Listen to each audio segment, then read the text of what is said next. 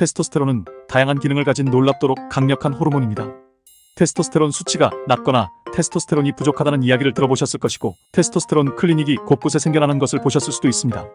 흥미로운 사실은 테스토스테론 치료를 받는 남성의 최대 25%가 자신의 수치를 확인하기 위한 초기 테스토스테론 검사조차 받지 않았다는 연구 결과가 있다는 것입니다. 그렇다면 이러한 상황에서 테스토스테론 수치가 낮은지 어떻게 알 수 있을까요?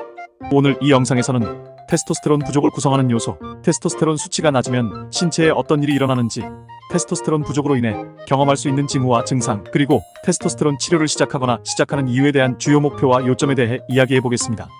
테스토스테론은 고환에서 생성되는데, 고환은 놀라운 구조로 이루어져 있습니다. 고환을 자세히 보면 정세관이라고 하는 끝 모양의 구조물을 볼 수 있습니다. 이 세관은 정자를 생산하지만 테스토스테론은 생산하지 않습니다. 테스토스테론을 생성하는 세포를 라이디 간질세포라고 하며 고환 전체 질량의 약 20%를 차지합니다. 남성화 효과가 있는 호르몬인 다른 안드로겐은 부신, 피질이라고 하는 부신의 바깥쪽 부분과 같은 신체의 다른 부위에서 생성됩니다. 그러나 부신 피질에서 생성되는 양은 고환에서 생성되는 양에 비해 매우 적습니다. 남성의 경우 부신 피질의 안드로겐은 남성화 효과의 5% 미만을 차지하며, 여성의 경우 음모와 겨드랑이 털의 발달에 기여합니다. 그렇다면 테스토스테론 부족은 무엇일까요? 남성의 총 테스토스테론의 정상 범위는 데시리터당 300에서 1000나노그램으로 매우 넓습니다.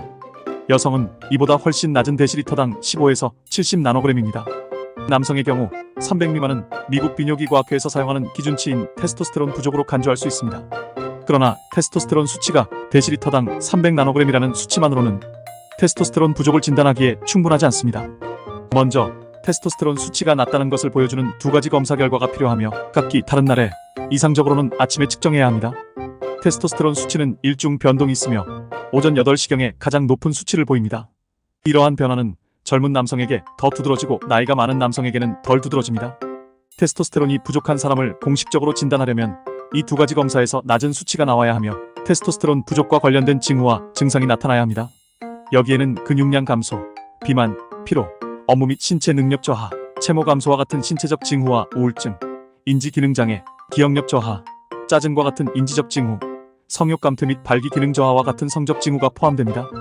이러한 징후와 증상이 테스토스테론 부족에만 나타나는 것은 아니므로 모든 문제를 테스토스테론 부족으로 성급하게 단정 짓지 않는 것이 중요합니다. 두 가지 테스토스테론 검사 결과와 징후 및 증상이 진단 기준에 부합하는 경우 테스토스테론 대체 요법을 시작할 수 있습니다. 그러나 명확한 기대치를 갖는 것이 중요합니다. 테스토스테론 보충 요법이 이러한 모든 문제를 반드시 해결해 주는 것은 아닙니다.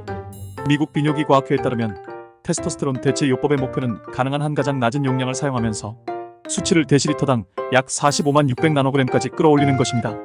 이 목표 범위는 때때로 논쟁의 여지가 있지만 일반적으로 받아들여지고 있습니다. 이 치료법은 징후 및 증상의 개선과 함께 테스토스테론 수치를 높이는 것을 목표로 합니다. 증상이 개선되지 않는다면 테스토스테론이 문제가 아닐 가능성이 높으므로 치료를 중단해야 합니다.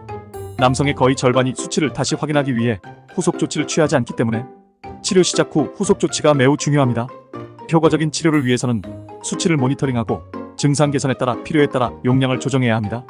이 영상을 통해 테스토스테론 수치에 대한 기본적인 이해와 치료 시작에 대한 접근 방식을 잘 이해할 수 있기를 바랍니다. 치료에 대한 반응을 모니터링하고 건강에 대한 정보에 입각한 결정을 내리려면 임상의와 협력하는 것이 필수적이라는 점을 기억하세요.